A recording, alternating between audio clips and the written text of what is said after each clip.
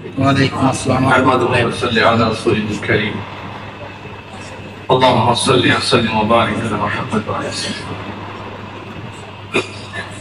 اللهم بارك على طريق الشكر يا الله আজকে পঞ্চম তারাবির নামাজের জন্য মসজিদে আসা তৌফিক দান করে সেটার জন্য শুকরিয়া বলে আলহামদুলিল্লাহ সময় কাটাতে আজকে সূরাতুল মাইদার শেষ অংশ এবং সূরাতুল আনআম তিলাওয়াত হবে। সূরাতুল মাইদা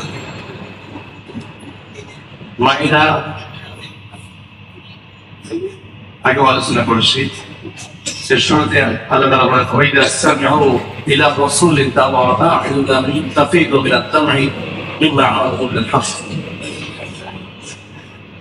অনেক বড় একটা ইতিহাস যেমন বাদশাহ নাজ্জাশীর সামনে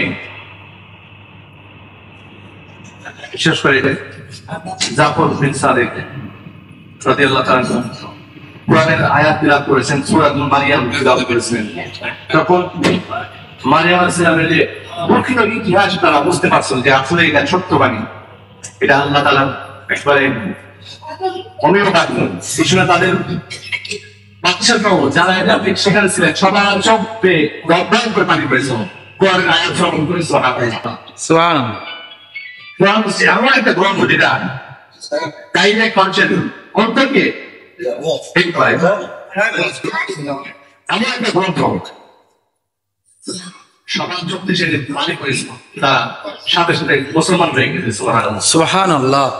সুবহানের কারণে এত তাদেরকে কোরআনের সুবহানটা এত মর্ম স্পর্শী যে সুবহানের সাথে সাথে মাইলাম হয়ে যায় কোরআনের দিকে সুবহানাল্লাহ।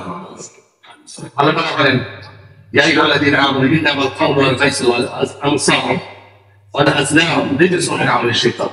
মদ জুয়া এসব হচ্ছে শয়তানের কাজ, তোমরা এগুলো ছেড়ে দাও।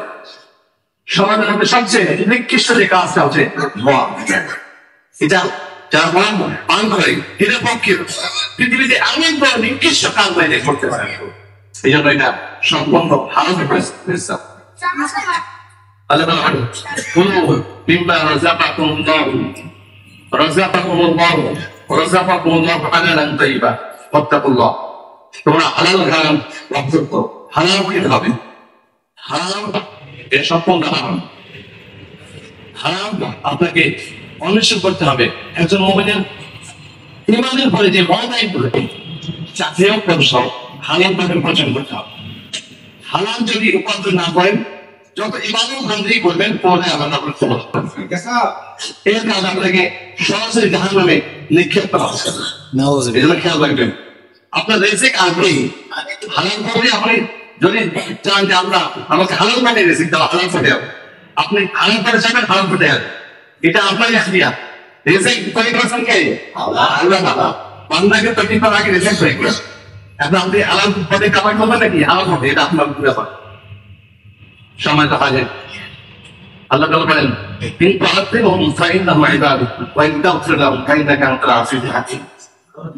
আল্লাহ তাআলা হাবিব এই আয়াতটা যখন তিলাওয়াত করেছেন একবার শেষ থেকে সূরা মাইদা, আল্লাহ তাআলা আপনি যদি আমাদেরকে শাস্তি দেন তাহলে আপনি তো আমরা তো আপনারই বান্দা, আমরা তো আপনারই বান্দা, শাস্তি যদি আল্লাহ তাআলা দাঁড়িয়ে রক্ষা আছে, কেউ রক্ষা করতে পারবে? নিজের কোনো স্বপ্ন আছে না। ওই তাগফির লাহুম, আর যদি আপনি ক্ষমা করে দেন ইন্নাকা আনতাল আজিজুল হাকীম। এই আয়াতটা তিলাওয়াত করে নামাজের মধ্যে এক দিয়ে যাবে সারা রাত আল্লাহ হাবিব কেঁদেছেন সুবহানাল্লাহ। এটা শুধু আল্লাহর হাবিবের সুন্নাত হলে অনেক আউলিয়া ইকরামে এক আয়াত তিলাওয়াত করে কাঁদতে কাঁদতে রাত পার করে দিয়েছেন সুবহানাল্লাহ। কি নামাজ তাহলে না, কেমন নামাজ? একটা আয়াত তিলাওয়াত করে কাঁদতে কাঁদতে সারা রাত শেষ হয়ে গেছে ভাই সুবহানাল্লাহ।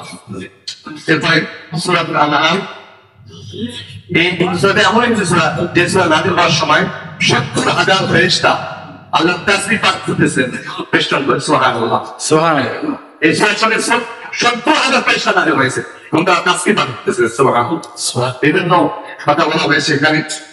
এই আয়াতকে বিশেষ করে আল্লাহ তাআলা তার রুবুবিয়াতের তাওহীদের পরিচয় দিয়ে দিয়েছেন সুবহানাল্লাহ। নিজে প্রশ্ন করেছেন, নিজে উত্তর দিয়েছেন সুবহানাল্লাহ। আল্লাহ তাআলাকে রাসূলকে না প্রেরণ করতেন তাহলে মানুষ রবকে এই চিন্তা করতে করতে পাগল হয়ে গেল সবাই। এই জন্য আল্লাহ বলেন কুল মা রাব্বুস সামাওয়াতি ওয়াল আরদ কুলিল্লাহ। আপনি বলে দিন আসমান জমির মালিক নেই। আল্লাহ বলছেন আপনি বলেন লিল্লাহ, এই সমস্ত আল্লাহ দ্বারাই। সেই মালিককে সম্পদ আল্লাহ, সমস্ত কিছু সৃষ্টিকারী মালিকই মালিক আল্লাহ। এই জন্য এই সমস্ত বিশেষ করে আল্লাহের মধ্যে আল্লাহ তাআলা নিজে প্রশ্ন করেছেন, নিজেই উত্তর দিয়েছেন। আমার পরে আল্লাহ আমাদেরকে কোরআন কারীম থেকে হেদায়েত নেওয়ার তৌফিক দান করুন।